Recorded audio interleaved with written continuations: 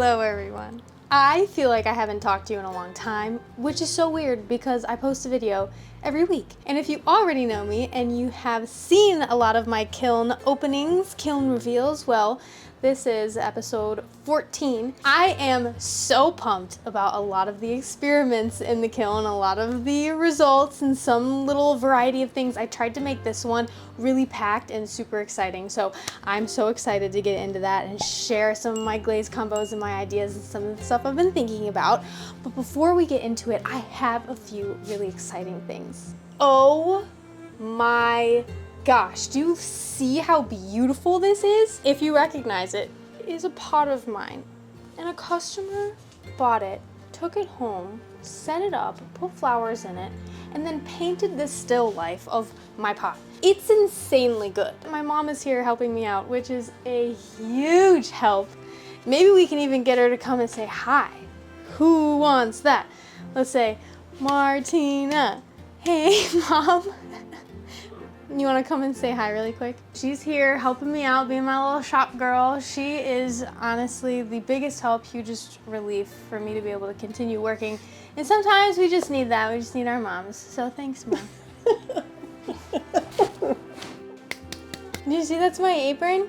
And this is a pottery duck, and he's playing in mud. I designed this with my sister. My sister hand sketched this, and we played around with like the pose and having it kick up mud and having a little pot with a leaf motif because I love leaves and just that motif throughout art. First of all, okay, let me just clear my I have always wanted to design and sell stickers. I don't know why, I just love stickers. As you can tell, I'm just like, I love stickers so much. This is my hard drive, ignore that, but this is my sticker. It's waterproof, it's slick, it's smooth, it's round, it's amazing. I'm just super proud of it. Sometimes when you're a potter, you're just playing in mud. It's about having fun, having that playful, creative spirit of failing and experimenting and just kind of like playing around. We're playing in mud, and sometimes it's not that serious. Speaking of being creative and encouraging other people to create, I have one more thing to say before we get into the Kiln opening. Are you ready? This month's craft is my first official YouTube sponsor. This month's craft sends you everything that you need in a box every month to do a specific craft. These macrame hangings, kintsugi, candle making. You can use the code the Pottery Lady for 20% off. Oh my gosh, dude. Okay, this is definitely different than what I was expecting it to be. This is a new glaze.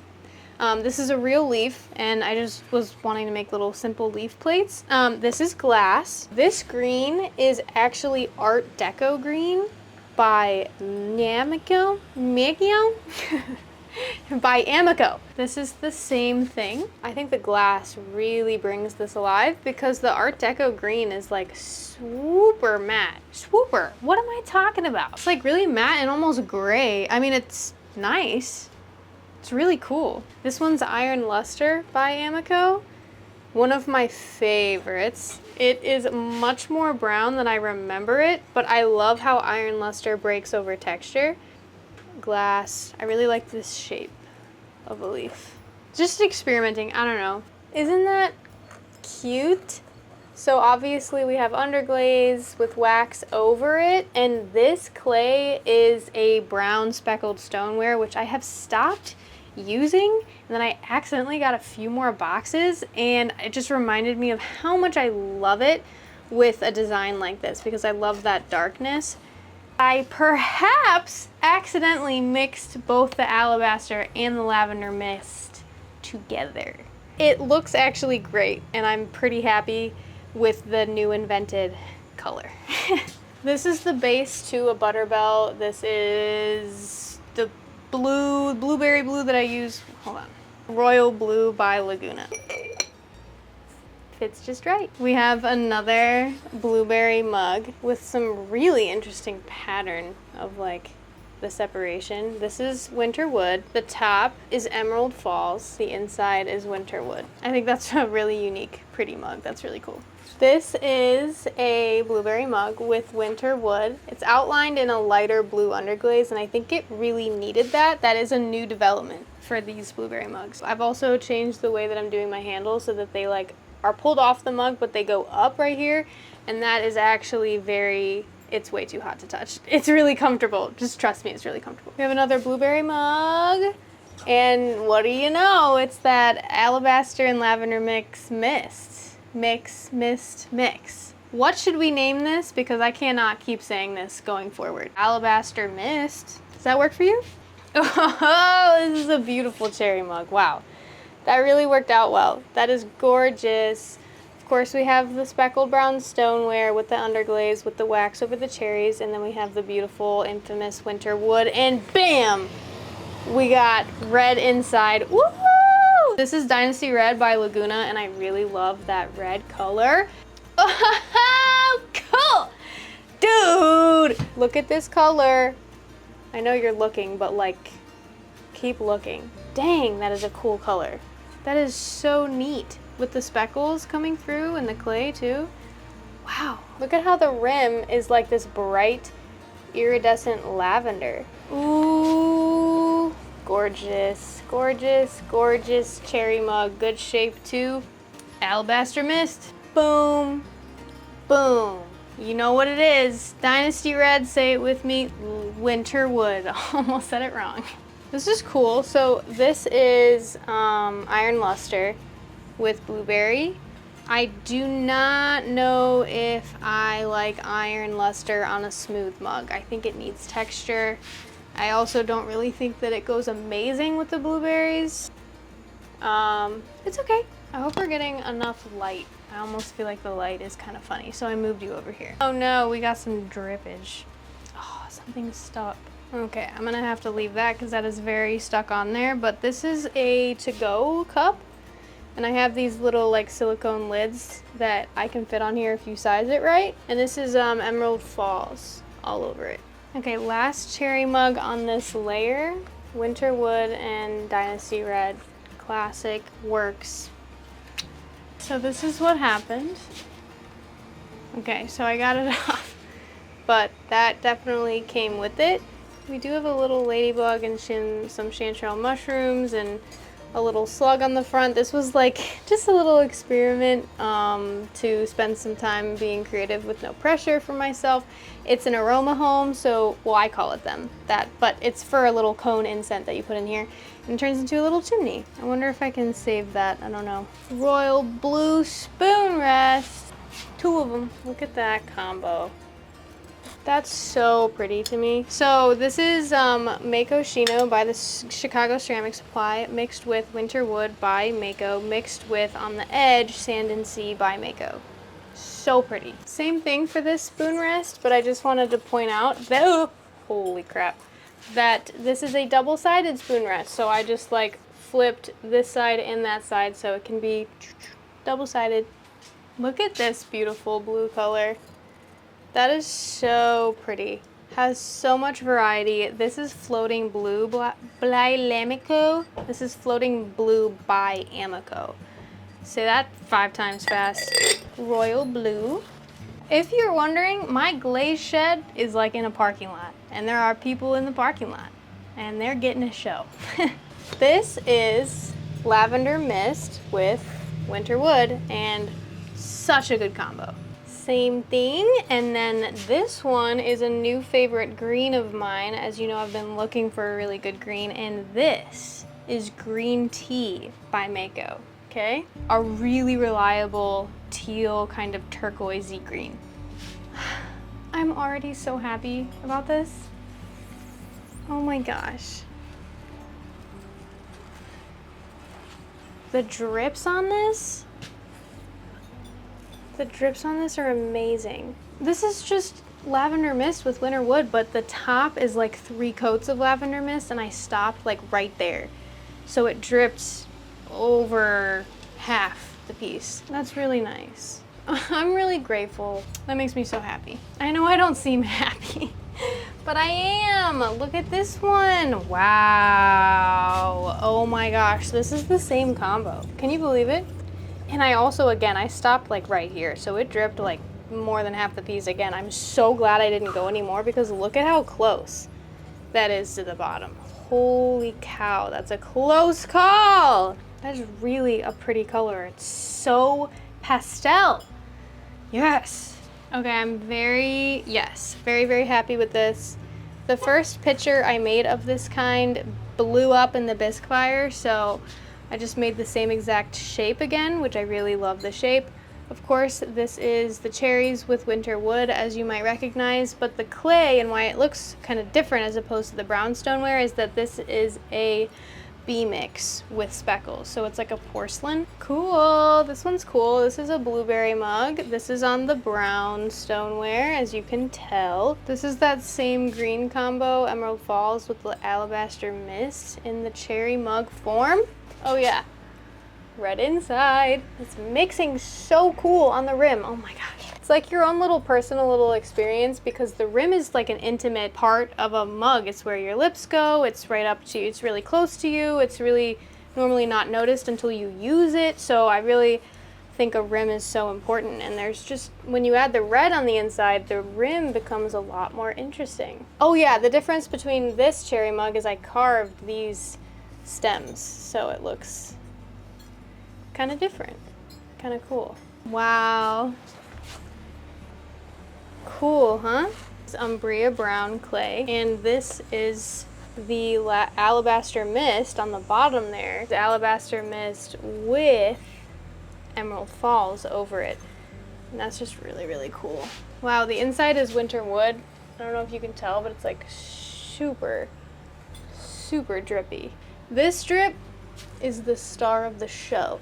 I was excited about this kiln load, but I did not expect it to be this successful. This is Emerald Falls on dark speckled stoneware, which is so different. I have to say I'm not a fan. Okay, so this is Dynasty Red on the speckled stoneware, which I was curious to see how this would react because I've only used Dynasty Red on a light clay body, but it looks good, especially with the cherries. Oh no, I did that twice. Dynasty Red, my blueberry blue, Butterbell, berry bowl with the dish for your berry washing drips. Oh yes, dude. Okay, so I did this little test cup for a bigger, huge platter, and I was like, I don't know if this combo is gonna work well.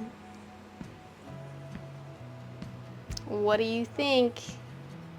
What do you think? What do you think my answer is? Because my answer is hell yeah, this is gonna work. And this is on the dark speckled stoneware, by the way. This is alabaster mist with the lavender mist with another coat of pure lavender mist. And that added some really cool variation. So pastel. I really dig the pastels. I'm like so happy. It makes me want to bite it or something. I think that has a name. I think it's called cuteness aggression, where it's like you like something so much you just want to bite it. We got some kiln wash repair to do. This is winter wood with lavender mist with sea mist. All of those are very drippy, but otherwise it's really pretty. Yeah, this is cool. So this is actually Floating Blue by Amico. Ooh, dude. I see something so good that it might have to be kept. It's that good. Okay.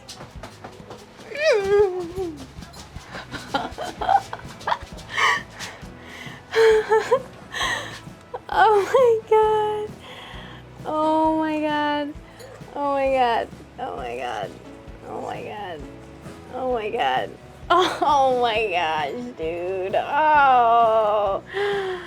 Okay, first of all, the light blue name tying it together with the freaking pastels in the dark Umbria brown clay with the alabaster mist. Look at how the cracks, the sodium silicate cracks actually reflect themselves on the inside of the mug. Oh my gosh. And the way that it evenly drips like on each part of this, holy crap. The only thing that's wrong with it is that the handle is just too small. But it's okay, I like small handles, it's okay. Who is she? Main character, that's who this is. Oh my gosh, we all revolve around her. Wow, that's really interesting. That's dramatic. This is a mix of browns that I have with lavender mist on top, and that is really beautiful. Okay, I'm gonna speed past the ones that we already have seen and known. Emerald Falls, a split to-go straw mug with Dynasty Red and Winter Wood. Another good blueberry cup with alabaster mist. Good drippage. Wow, this is just the alabaster mist, dude, in a straw cup form, and it just drips really well, especially on this dark speckled stoneware. Like the contrast of the pastel with the dark clay is really, really nice. Okay, this one is sick. I'm actually making a video that I'm not gonna tell you yet, but this is a part of that video, and I like the choice of the glaze with it. This is the Art Deco Green by Amico. This is also a part of that video, which I can't, it's a surprise, okay? It's a surprise. The glaze, this is Iron Luster. It's a little thick. It kind of covered up the things that I did not want it to cover up, so this I'm not too happy about. Huh, so weird. I believe this is the Art Deco Green on the Porcelain B-Mix. It's for a Butterbell, but it just turns so gray in the middle, and I don't know why that's giving so much variation on this clay. This is another sodium silicate mug. This one is just really interesting and dark. It's the mix of browns, Winter Wood on the rim, as well as Sand and Sea, I'm pretty sure. Very, very, very cool. Emerald Falls on the Umbria Brown Dark Clay, which I knew turned really, really dark. I just thought that it could be cool. This is kind of like a cauldron vibe again, like Halloween vibes. I like it. What do you think? It's not like crazy, like super exciting, but it's nice. Oh yeah, okay, so this is Art Deco Green on this dark brown clay, which I am actually not. This is another like kind of a fail. I'm not super happy with that. Okay, we got 4 more little things in here, 4 more mugs. This is the floating blue. Wow, that's sick. Wow, that is so cool. This is another one of the sodium silicate mugs. I was just experimenting on every single one of these. I did not know it was gonna work or not. This is the mixture of browns that I have. This is lavender mist. I really think that, mixed really well. Again, kind of that like dark energy vibes. Really like it though. I do like the adding of the lavender mist. This is another mug that's part of the video that I'm not gonna tell you about yet because you gotta get excited. And I'll tell you what this glaze is later. Wait, hold on, let me remember. I think this is floating blue, yeah. Last one's pretty neat. That's a cool handle detail. This is, don't get mad at me, but we're gonna end on something that I don't know what it is. And for any of you other potters who use your kiln just load batching as you're testing, then me and you, we're peas in a pod, because, dang it. There's definitely Sand and Sea on the rim. Oh, you know what that is? That's probably Iron Luster. See? I still got it. Oh my goodness. All right, I got a kiln to clean. I got some shelves to put kiln wash on. We got a good load out of this. Look at the load we got. That's pretty darn good. No. Okay, if cars come up, then that's just fine, because we're gonna finish with trying one of the cherry tomatoes. And I'm growing them right out front. Oh my God, that was worth it. All right, we're going inside because there's a lot of people here. All right, friends, we are inside. We're in the studio where I feel safe. So this was a really fun kiln opening for me. There was a lot of fun things. There were some not so great things, but for the most part, what I felt was joy to share it with you. I'm super grateful for your support, for your encouraging comments, for your encouraging support in my entire career in art and in pottery, and for your love, and for you creating yourself, because you are making the world a better place by making things with your hands. You're also making the world a better place by investing into yourself. And when you become a better, stronger, more creative person, you add to the benefit of the entire world. So I'm proud of you. That makes me want to cry because art is so important, and so are you, and you know that. And I don't want that to ever become cheesy, because I mean it with my whole heart every single time. So thanks for being here. I had a really great time, and I'll see you in the next one. And if you already know me, and if you've seen a lot of my Kiln, I am so pumped about some of the experience. What? Dude!